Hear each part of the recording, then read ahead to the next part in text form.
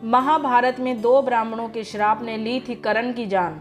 महाभारत में कर्ण एक महान योद्धा थे जो कौरवों और पांडवों के बीच हो रहे युद्ध की तस्वीर बदलने की क्षमता रखते थे। पर क्या आपको पता है, कर्ण की मृत्यु की वजह दो ब्राह्मणों का श्राप था। चलिए जानते हैं। कर्ण सूत परिवार से थे। गुरु द्रोणाचार्य के पास धनुर्विद्या सीखने से मना करने पर कर्ण भगवान परशुराम के पास पहुंच गए। लेकिन वहां भी जब कर्ण को ये कहकर मना कर दिया गया कि सिर्फ ब्राह्मण को ही शिक्षा देते हैं, तब कर्ण ने झूठ कहा। कर्ण ने कहा कि वो एक ब्राह्मण है। ऐसे में भगवान परशुराम ने कर्ण को धनुर्विद्या देनी शुरू कर दी।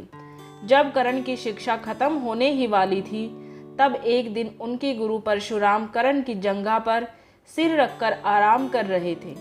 तभी एक बिच्छू ने कर्ण को काट लिया।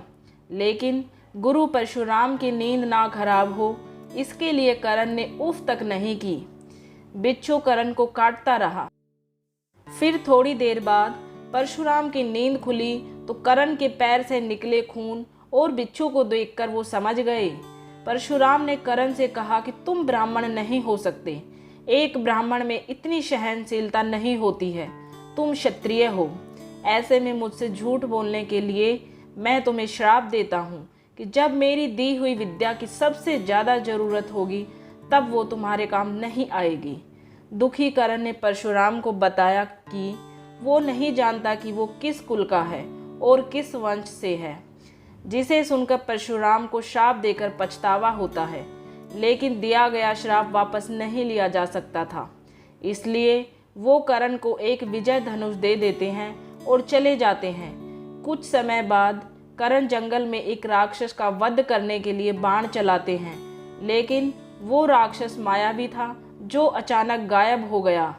कर्ण का बाण दलदल में फंसी एक गाय को लग जाता है और गाय की मृत्यु हो जाती है। जिस ब्राह्मण की वो गाय थी, वो गाय की मृत्यु पर कर्ण को श्राप देता है कि जैसे तुमने एक असहाय गाय को मारा है, ठीक उसी तरह ही एक दिन तुम्हारी भी मृत्यु हो जाएगी। महाभारत के युद्ध में ये दोनों श्राप ही कर्ण की मृत्यु का कारण बनते हैं। युद्ध में कर्ण का रथ का पहिया दलदल में फंसता है। जब कर्ण उसे निकालने के लिए रथ से उतरते हैं तो अर्जुन के तीर से उनकी मृत्यु हो जाती है।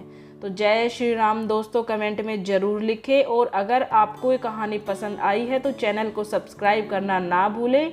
वीडियो देखने के लिए आप सभी का दिल से धन्यवाद।